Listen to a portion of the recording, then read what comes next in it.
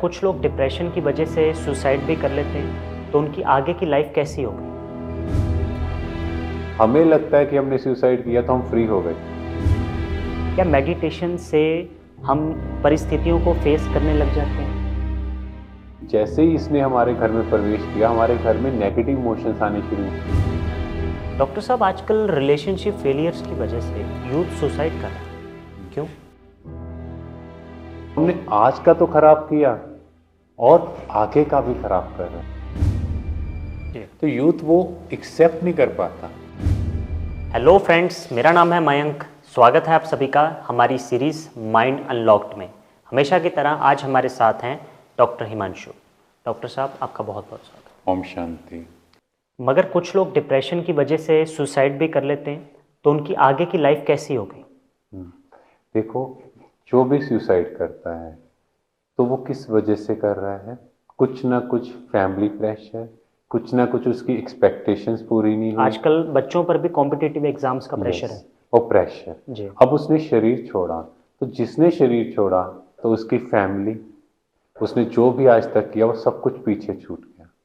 अब उसके अंदर एक नेगेटिव इमोशन है या हमका हेट्रेड फीलिंग है जी। क्योंकि उसको नेक्स्ट जन्म नहीं मिला। हाँ जी। अभी उसके अंदर वो सारी नेगेटिविटी इकट्ठी हुई है, वो एकमुलेट हुई है, उसने शरीर छोड़ दिया है। हाँ जी। पहले क्या है, जब हम शरीर में होते हैं तो हम अपने आप को डिस्ट्रैक्ट कर लेते हैं ना, जी। या फ्रेंड्स के साथ टीवी देख लिया, कुछ कर लिया। जी। पर जब उसने शरीर छोड़ दिया तो हम तो कहीं ना कहीं पिछली मेमोरीज के साथ कुछ कनेक्टेड तो है ही है।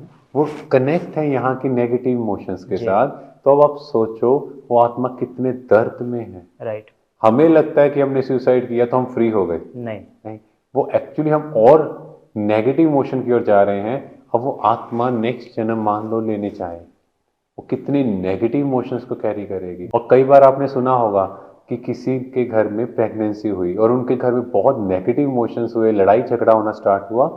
ऐसा क्यों होता है? और कई लोग बोलते भी हैं कि जैसे ही इसने हमारे घर में प्रवेश किया, हमारे घर में नेगेटिव इमोशंस आने शुरू हुए, घर में अशांति हो। हाँ, तो कहीं ना कहीं वो आत्मा वो एनर्जी कैरी लेकर कर रही है ना। तो वो एनर्जी की वजह से घर में इफेक्ट आ रहा है। और उस आत्मा का बॉडी स्ट्रक्चर कैसा होगा, कैसे ऑर्गन्स डेवलप होंगे, आप खुद सोचो। हाँ जी। तो हमने आज का तो खराब किया और आगे का भी खराब कर रहे हैं जी। है ना। तो हम सबको ये रिस्पॉन्सिबिलिटी लेनी है कि लोगों को गाइड करें। और suicide is not the solution. Yes, उनको बताएं कि सुसाइड से आगे का लाइफ भी खराब हो रहा है। हाँ जी। इंस्टेड ऑफ दैट जो आज सिचुएशन है उसको फेस करें। जी। हम जिए ऐसे, है ना, कि अगर मुझे शरीर छोड़ना भी है तो खुशी से छोड़ें।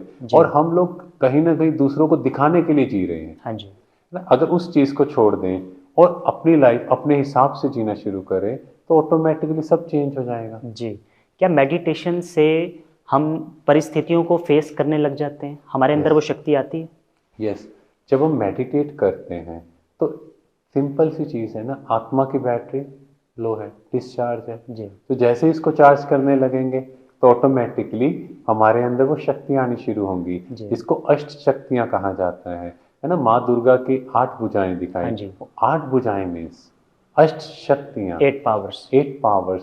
तो राजयोग द्वारा, उस परमात्मा की याद द्वारा वो 8 शक्तियाँ हमें आनी शुरू होंगी। पर ऐसे नहीं है कि अभी आप योग में बैठ जाओ और आप सोचो कि मेरे अंदर वो 8 शक्तियाँ आ गई। नहीं, इसको टाइम लगता है क्योंकि ये स्लो प्रोसेस है।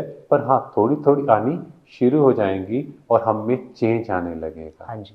जैसे कि देखा गया है कि हमने कोई डिसीजन लेना होता है, हम फैमिली से, फ्रेंड्स से डिस्कस करते हैं, मतलब हम राइट डिसीजन ले नहीं पाते। तो ऐसा हम क्या करें जिससे हम इंडिपेंडेंट डिसीजन ले सकें? डॉक्टर साहब, आजकल रिलेशनशिप फेलियर्स की वजह से यूथ सुसाइड कर रहा है, क्यों? एक्चुअली ना, हमारे बचपन से परवरिश ऐसे हुई है कि हम जो चाहते हैं हमें वो मिल जाता है। पेरेंट्स भी क्या कहते हैं बच्चों को कि जो तुम्हें चाहिए वो तुम्हें मिलेगा, क्योंकि हमने वो सुख नहीं लिया। मीन्स हमें कुछ चाहिए होता था, हमें वो नहीं मिल पाता था, पर अपने बच्चे को वो कमी नहीं आने देंगे। पर इससे क्या हुआ, उनमें एक्सेप्टेंस पावर बहुत कम हो गई जी। है ना। जैसे मान लो हम छोटे थे तो कोई भी घर में सब्जी बनती थी, हमें वो पसंद नहीं, फिर भी हमें वो खानी पड़ती थी है ना। स्कूल में कोई भी रीज़न हो, पेरेंट्स छोड़ के आते थे, चाहे हम बीमार हों या कुछ भी बात होती थी, हमें कहीं नहीं जाना, पेरेंट्स ने कहा नहीं जाना है तो जाना है। पर आजकल यूथ क्या कर रहा है, वो खुद सिलेक्ट कर रहा है कि उसे जाना है कि नहीं। छोटे से बच्चे से पूछा जाता है कि क्या ये ड्रेस तुम्हें पसंद है, चॉइस। यस। और इवन खाना भी उससे पूछ कर बनता है।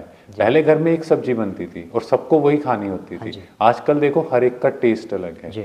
इसी वजह से जब वो बच्चा बड़ा होता है, मान लो यूथ है, किसी ने उसे रिजेक्ट कर दिया उसकी लुक्स की वजह से या whatever be the reason, तो यूथ वो एक्सेप्ट नहीं कर पाता।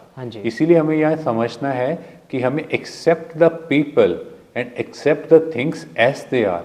मीन्स अगर मुझे कोई रिजेक्ट कर रहा है तो वो उसकी चॉइस है। अब ऐसा तो नहीं है कि पूरी दुनिया खत्म हो गई। तो कई बार हम सोचते हैं भाई उसने मुझे मना कर दिया, या उसने ऐसा कमेंट कर दिया, या मैंने एग्जाम्स में अच्छा नहीं परफॉर्म किया, आगे क्या? नो।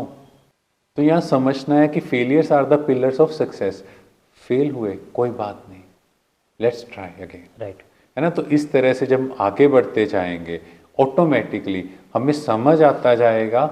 और सुसाइड तो बहुत नेगेटिव वर्ड है। अगर हम कहें पहले टाइम में, अगर हम सोचें या बात करें, डाइवोर्स या सुसाइड होता ही नहीं था। और अगर पूरे शहर में एक केस भी होता था तो भी लोग बताते नहीं थे। पर आजकल देखो ये ट्रेंड बन गया। यस। तो कहीं ना कहीं रिस्पॉन्सिबिलिटी हमें लेनी है। जी, शुक्रिया डॉक्टर साहब। ओम शांति।